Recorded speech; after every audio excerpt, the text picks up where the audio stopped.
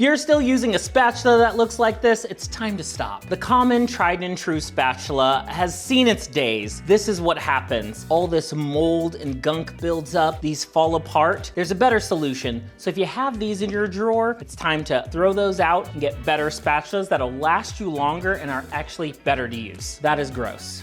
Nobody wants this. And sometimes if you're working with a recipe, especially like a tough dough, this thing falls off in the middle of your recipe. All right, we can do better. That's why I've introduced fully coated silicone tools in my kitchen. These are gonna be the most durable, the most versatile tools in your kitchen. I mean, a spatula is really great for a lot of different cooking methods, but this is gonna be good for cold recipes, hot recipes, baking, skillets. The silicone is good up to about 450 degrees. So that's for any simmering and your stove. For most cooking applications, this is gonna be your go-to tool, and something that can resist heat is perfect. Nothing to fall apart, you can't get water inside it. These are gonna be ideal cooking tools. They're very sturdy utensils. They have a metal core in them, and they're dishwasher safe. That's what I love about these tools. You can throw them in the dishwasher, you can hand wash them. They clean really easy. They don't harbor bacteria. Wood, you're gonna wanna hand wash that. You can't stick this in the dishwasher, and of course, this problem we don't really want to speak about, right in the incinerator with you.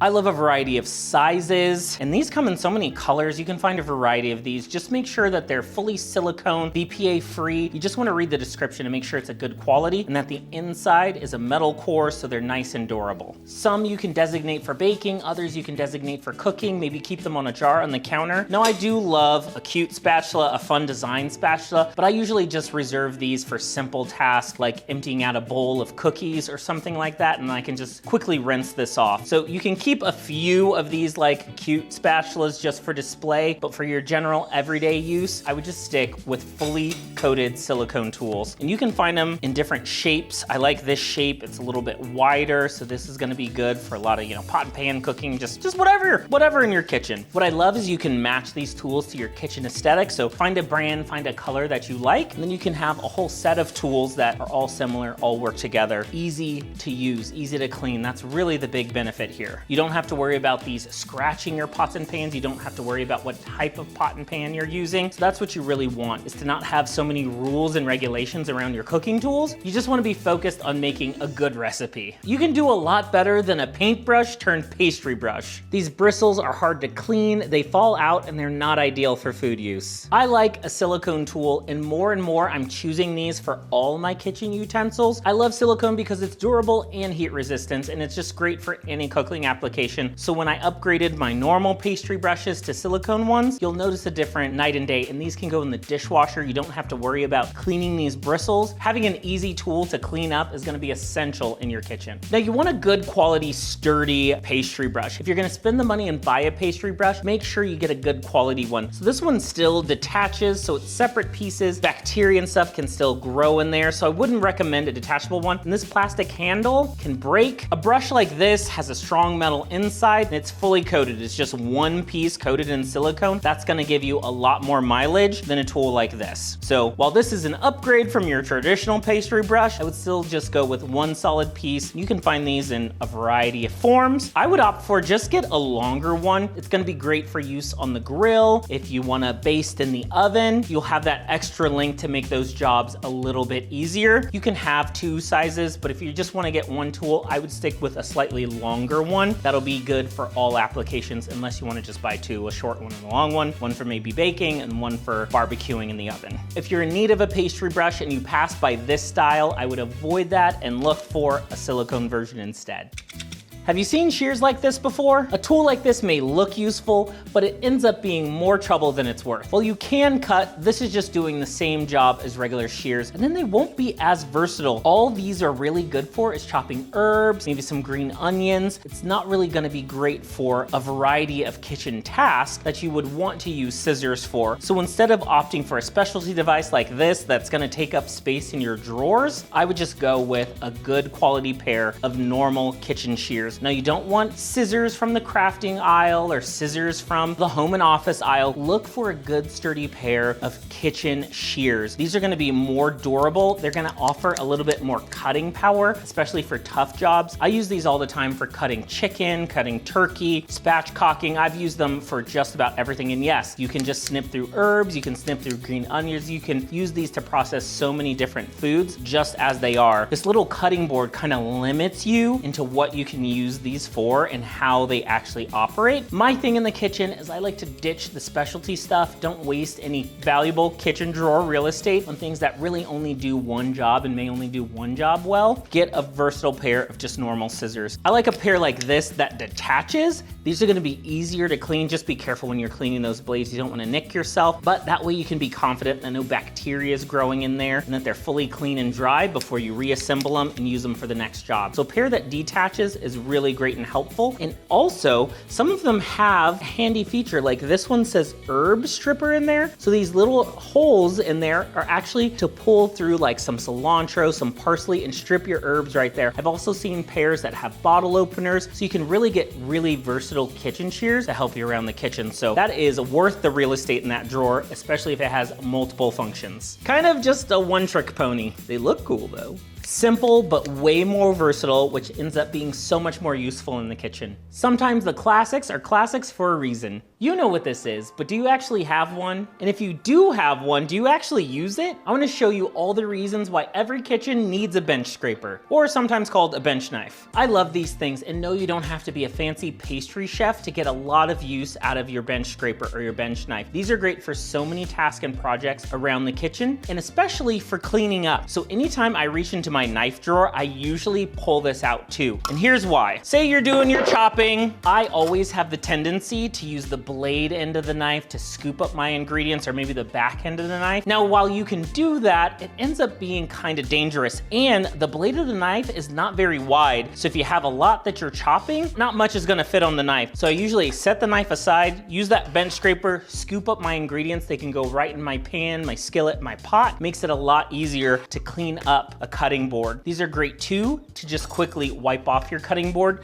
either in the sink or in the trash. Just scrape this across. When you're using your knife to scrape ingredients off of your cutting board, you're dulling that blade, and you're also scratching the surface of your cutting board. The bench scraper has a much duller blade, so you're not gonna damage that cutting board, and you're not ruining the edge of your knife. So that bench scraper is gonna save your knives, and they're gonna help you protect your cutting boards. So anytime you reach for a knife, just pull this out as well, keep that on the side. That's what you're gonna use instead of your knife. I like to also keep a really inexpensive plastic version. You can use it for the same applications, but these are gonna be much gentler. These also are gonna be really great scrubbers. So say something got stuck in a pan, stuck on a baking sheet, you can use this to gently scrape off something if something gets stuck. So these are a great little alternative spatula. So the flat side is gonna be great for flat surfaces, and those rounded sides are gonna be great for rounded surfaces. So these are great to clear out a mixing bowl. Say you're working with a dough. Instead of reaching for a flimsy, irregular spatula, just go ahead and get in there with this. You'll be able to get everything in one big scoop, plop it right on your working surface. And even in a big bowl, say you're mixing a batter, you can use this just like a spatula too. Just clean out that bowl, get all that batter out or all that sauce out with a larger scraper. Now be careful, these really aren't good with heat, so make sure whatever you're using these on is not like too hot.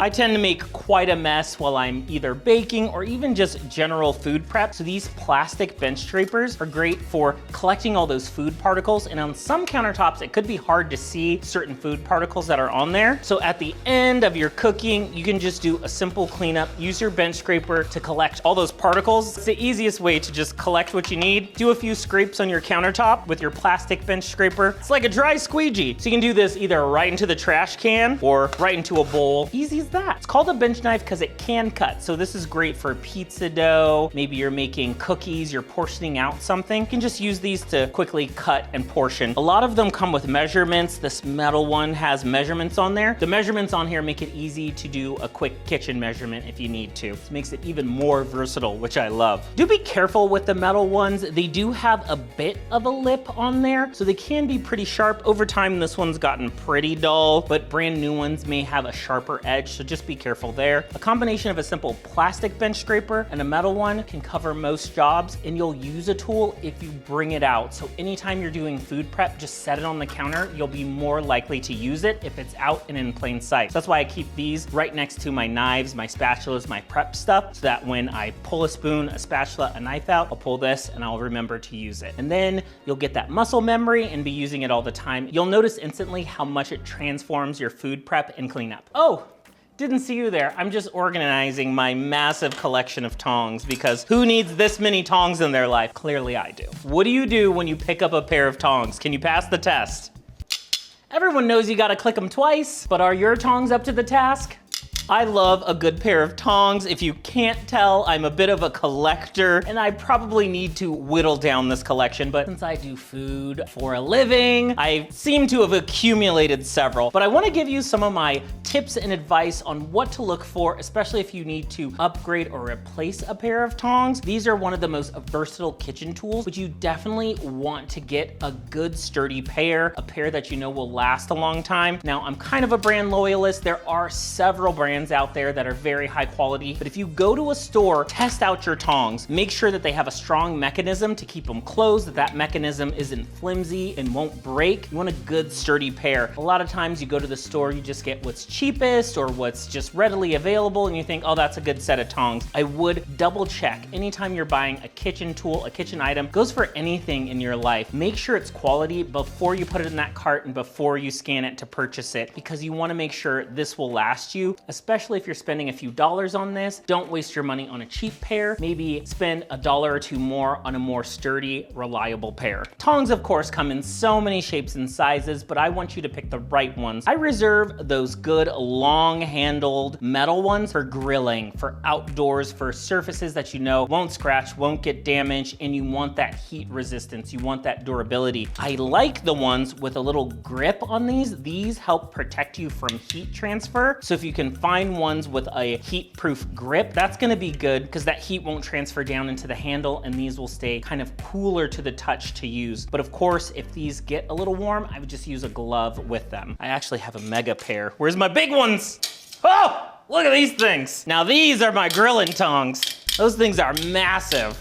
You can tell I love my tongs. I use these for most of my cooking applications, especially when I'm like turning things around in the oven. If you need the reach, go ahead for the long pair, but for more precision, you might want a shorter pair of tongs. So I always keep these little tongs. You can find silicone coated versions too to help protect the surfaces of your cookware, but I like these for a lot of more detailed, delicate jobs. If I'm trying to pick something up smaller, you can get a little bit more articulation with smaller tongs. Now I keep a set of these. These are so good. So say you get to-go food and you're sharing, or you create a buffet for your family. These are gonna be ideal for serving. I think a lot of times you just reach in your utensil drawer, you get a big fork or a big spoon to help serve stuff, especially if you have many dishes out. No, put those away and just get some tongs. These are gonna be great for pastas, for salads, to help serve. These are gonna be a lot easier to serve too for most people than trying to like use a fork or a spoon to spoon something out. Let me make a case for tiny tongs. You should have several tiny tongs in your drawer if you can. Of course, there's different tips you can get on your tongs: plastic, silicone. Silicone's gonna be heat resistant. Plastic is good for heat, just up to a little bit. I would be cautious with these when you're using them in a skillet. You don't want these to melt or warp, but these are great to protect the surfaces of your cookware. I always read the tag if you're picking up a set of tongs to see if they're heat resistant. I make sure that these are dishwasher safe. So if I'm kind of lazy that day, I know I can just throw them in the dishwasher to clean them and I don't have to hand wash them. So there is a difference when it comes to plastic tongs. This variety has a fully plastic piece and a little hinge. I always find that these bend and break. They're not super sturdy when they're two independent pieces. I prefer a set of tongs with a sturdy full metal handle, just with a plastic coating on it. That's gonna be a lot more durable. These won't bend or break as easily, and these will last you a lot longer. I've gone through so many of these tongs where this plastic piece is separate and it just gets, I wanna break it now just to show you how brittle it is. But usually I get less mileage out of these because that connection just isn't as strong and secure. Like these, fully metal, they just have a plastic surrounding. But your plastic, especially if it's not heat resistant, you might want to just save this for more food prep than actual cooking because you don't want this to melt. With the right choices, your tongs can live long and prosper.